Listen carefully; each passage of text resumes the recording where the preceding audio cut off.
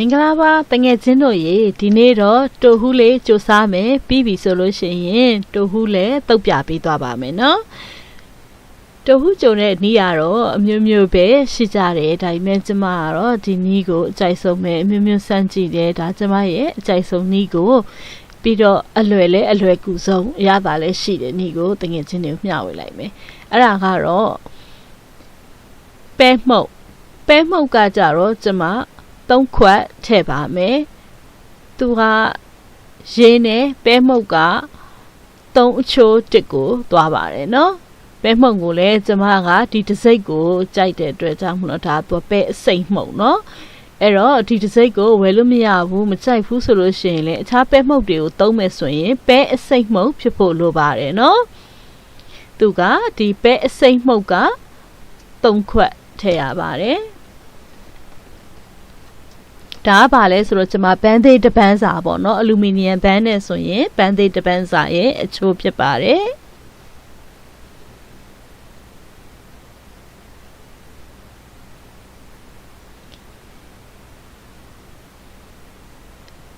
ဒီပဲမှုတ်ကတော့အိန္ဒိယဆိုင်နေအေရှားမားကတ်တွေမှာအလွယ်တကူပဲဝယ်လို့ရပါတယ်နော်ကဲပဲမှုတ်3ခွက်ပြီးပြီဆိုလို့ရှိရင်ရေအားကြတော့6ခွက်ထည့်ရပါမယ်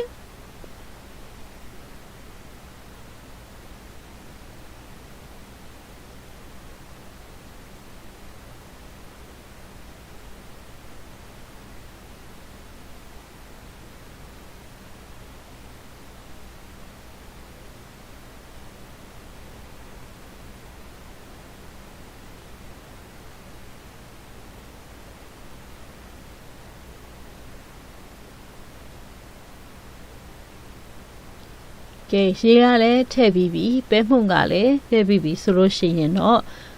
ကျမတို့နှက်ဆက်အောင်အထီကိုမှွေပေးဖို့လိုအပ်ပါတယ်။ဘာလို့ဆိုတော့သူပဲမှုန့်နဲ့ရေနဲ့ထည့်လိုက်ပြီးပြီဆိုလို့ရှိရင်အထဲမှာပဲမှုန့်တွေကသူကအခဲလေးတွေဖြစ်နေတတ်ပါတယ်။အဲ့တော့ဒီအခဲလေးတွေအကုန်လုံးကျေသွားသည့်အထိပေါ့နော်ကျမတို့ကောင်းကောင်းမှွေပေးဖို့လိုအပ်တယ်ပြီးပြီဆိုလို့ရှိရင်အခဲလေးတွေကြံနေသေးလားကြံနေသေးလို့ရှိရင်ကောင်းကောင်းခြေပေးဖို့လိုအပ်ပါတယ်တကယ်လို့စကားလေးနဲ့ဆက်ပြီးတော့စကားနဲ့တိုက်ချမယ်ဆိုရင်လည်းရတယ်ဒီလိုပုံစံမျိုးနဲ့လုပ်မယ်ဆိုရင်လည်းရတယ်အဓိကကတော့ကျမတို့အခဲလေးတွေမကြံအောင်လို့ပေါ့နော်အကုန်လုံးကျဉ်ညက်အောင်ခြေမယ်ကဲအခုလိုမျိုးခြေလိုက်ပြီးပြီဆိုရင်သူကတကယ်ကိုအရေးအတိုင်းလေးပဲဒီလိုပဲကောင်းကောင်းကြည်ကြည်လေးဖြစ်သွားပြီပေါ့နော်ဆိုလို့ရှိရင်တော့ကျမက3နာရီလောက်နှက်ထားပါတယ်ဒါ3နာရီလောက်ကြာသွားပြီဆိုတဲ့အချိန်မှာအောက်မှာပဲကအရေးထိုင်သွားပြီအပေါ်မှာအရေးကြီးလေးနဲ့ဖြစ်သွားပြီဆိုရင်စပြီးတော့ကြိုဖို့လုပ်ကြရအောင်အပေါ်အရေးကြီးလေးတွေထည့်တဲ့အချိန်မှာအဖက်အခဲတွေမပါသွားဘူးစကားလေးခံပြီးတော့ဖြည်းဖြည်းချင်းလောင်းထည့်လိုက်မယ်ဒါဆိုလို့ရှိရင်တော့သူ့မှာအခဲလေးတွေပါနေအောင်မယ်ဆိုရင်စကားထဲမှာကျန်ခဲ့ပြီပေါ့နော်အခုကအောက်ကအနှစ်တွေကိုခဏထားအောင်မယ်အပေါ်ကအရေးကြီးပဲယူပြီးတော့ကျမတို့ကြိုးကြရအောင်ပဲမှုန့်ကိုဒီပဲရည်ကိုကြိုးပြီးဆိုလို့ရှိရင်တော့သတိတော့ထားရမယ်အောက်ခြေအထိရောက်အောင်ရောင်းမကိုမှွေပေးဖို့လိုအပ်ပါတယ်သူကအောက်မှာသွားပြီးခဲပြီးတော့ကတ်နေတတ်တယ်ပြီးပြီဆိုရင်အဆက်မပြတ်လဲမှွေနေပြီလိုအပ်ပါတယ်အခုလိုမျိုးပေါ့နော်ပဲကကြိုနေရင်းနဲ့သူကခပ်ပစ်ကလေးဖြစ်လာပြီနော်ခပ်ပစ်ကလေးဖြစ်လာပြီဒီမှာကြည့်လိုက်တယ်ဆိုရင်တည်တာတယ်အရန်ခဲသွားတဲ့အထီကိုပြောတာမဟုတ်ဘူးနော်ဒီလိုပစ်ကလေးဖြစ်လာပြီအရေးကြီးကနေပစ်ကလေးဖြစ်လာပြီဆိုရင်ဒီမှာအောက်ကဆွမ်းနာအနေထိုင်နေတဲ့အနှစ်တွေကိုထည့်လိုက်ပါမယ်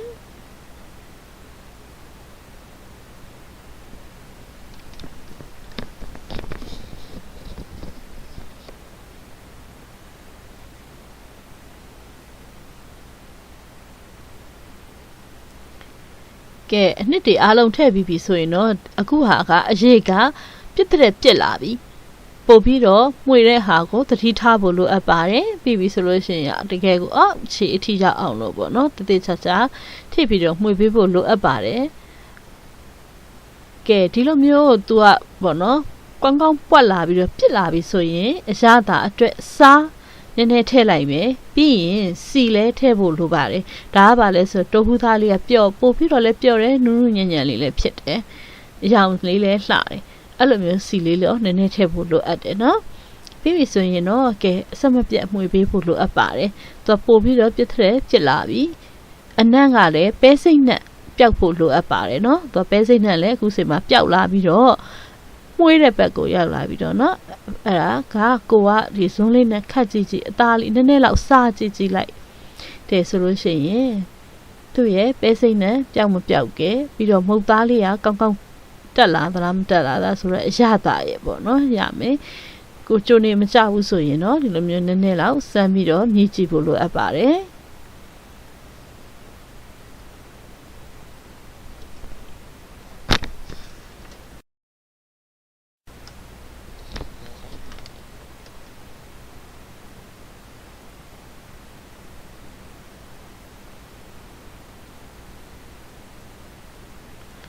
ဆိုရင်ပဲစိတ်နဲ့နေရပျောက်သွားပြီမုတ်သားကလည်းကောင်းကောင်းတက်ပြီဆိုတော့ဒါကျမတို့ကြိုတာပြီးသွားပါပြီเนาะဘန်းထဲမှာထည့်ပြီးတော့အေးခံဖို့ပဲလိုအပ်ပါတော့တယ်ဘန်းကိုအေးခံတော့မယ်ဆိုလို့ရှိရင်အရင်ဦးဆုံးကြိုပြီးတော့စီကိုတုတ်ထားဖို့လိုအပ်ပါတယ်เนาะဒါမှသူကခဲသွားတဲ့အချိန်မှာအလွယ်တကူပဲခွာထုတ်လို့ရအောင်လို့ဘန်းကိုစီအနှံ့တုတ်ပေးလိုက်ပါ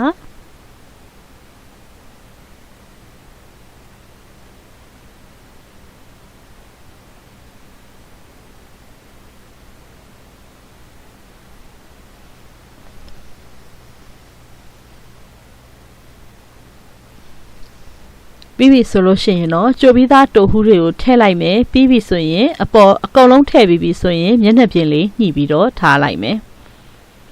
ကဲအခုဆိုရင်တော့ကျမတို့အေးခဲသွားအောင်စောင့်မှုပဲကြာမှာတော့တယ်နော်တိုဟူးတွေအေးခဲသွားပြီဆိုလို့ရှိရင်တော့ကျမတို့တိုဟူးတုပ်ပြပေးပါမယ်အခုဆိုရင်တိုဟူးတွေကလည်းအေးသွားပြီဆိုတော့ကျမတို့တိုဟူးတုပ်ဖို့အတွက်အချင်းပထမဦးဆုံးဆက်ဖို့လိုအပ်ပါတယ်သူကဘာလို့ဆိုတော့မကြီးရည်နဲ့မလိုက်ဘူးเนาะသူကရှလကာရည်နဲ့လိုက်တာဆိုတော့ရှလကာရည်ချင်းလေးကျမတို့ဖြောပြပေးပါမယ်ပထမဦးဆုံးကြက်သွန်ဖြူတွေကိုဓာပြရိုက်လိုက်ပါ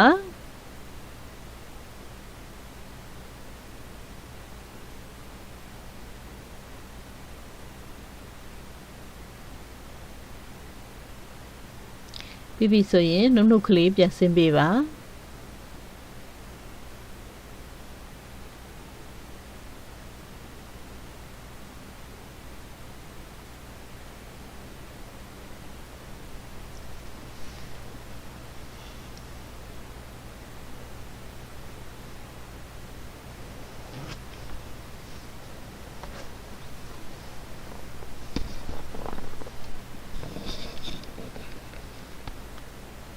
ကျက်သွန်ဖြူတွေရပြီဆိုလို့ရှိရင်တော့ရှလကာရည်လေးနဲ့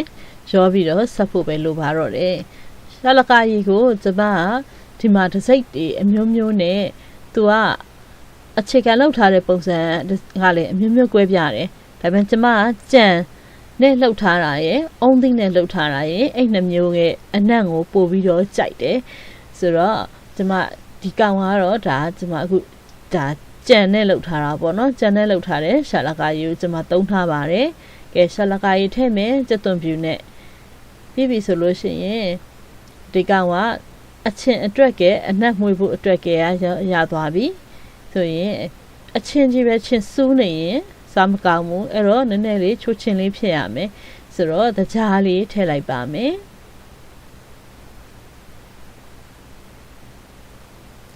ဒါမှသူကတိုဟူးနဲ့တကယ်ကိုလိုက်ဖက်တဲ့အချင်းကိုရပါပြီ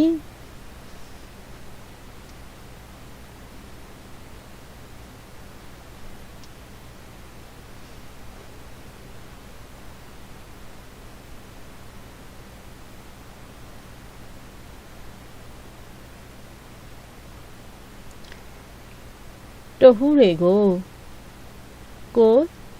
လိုချင်တဲ့ပုံစံလှီလို့ရပါတယ်ကျမကတော့နည်းနည်းအတုံးကြီးကြီးလှီတာကိုပို့ပြီးတော့ကြိုက်တယ်ဒါမှတုတ်တဲ့အခါကျလို့ရှိရင်လေသူဒီတိုဟူးလေးတွေအီလေးတွေဆိုတော့အရန်တစ်တလေးတွေလှီတယ်ဆိုလို့ရှိရင်ကြေမွလွယ်တယ်နော်အားကြောင့်မလို့နည်းနည်းအတုံးကြီးကြီးလှီရတာကိုတော့ပို့ပြီးတော့ကြိုက်ပါတယ်တိုဟူးကအေးခဲသွားပြီဆိုလို့ရှိရင်တော့အပေါ်ရန်လေးတွေမှာသွားတတ်တယ်အဲ့အပေါ်ရန်လေးတွေကိုအသားလေးလှီထုတ်လိုက်မယ် ပြီးရင်တော့ကိုကြိုက်တဲ့ပုံစံလှီးလို့ရပါပြီ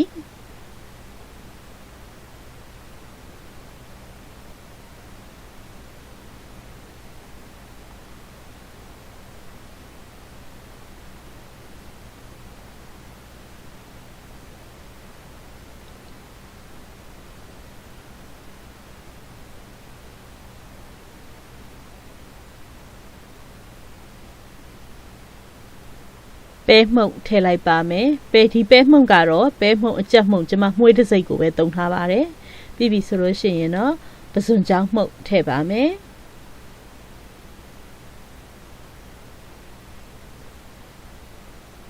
ငရုတ်သီးမှုန့်ထည့်ပါမယ်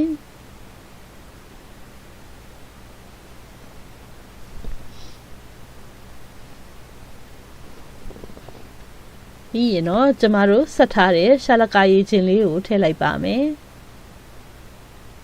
ပြီးပြီဆိုရင်ညံပြာရည်လည်းထည့်ပါမယ်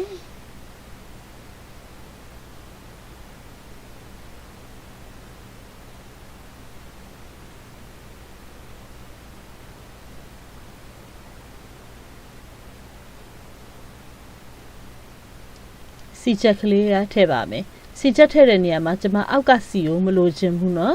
ဆိုတော့အသားလေးစစ်ပြီးတော့ထည့်မယ်အပေါ်ကစီချက်ဖက်ကိုပဲအဓိကလိုချင်တာသူ့ကိုရွှဲရွှဲလေးဖြစ်ဖို့ကျွန်မရှာလကာရည်နဲ့ထည့်ပြီးပြီဆိုတော့စီတွေအများကြီးထည့်ပြီးတော့တုပ်ဖို့မလိုအပ်ပါဘူးเนาะအဓိကရှာလကာရည်လေးနဲ့တုပ်တာပါဆိုတော့ကဲသူ့ကိုနှက်ဆက်အောင်မှွေးလိုက်ပြီးပြီဆိုလို့ရှိရင်တော့ဒါအရသာရှိတယ်တုပ်ဟုတုပ်ကိုရပါပြီเนาะ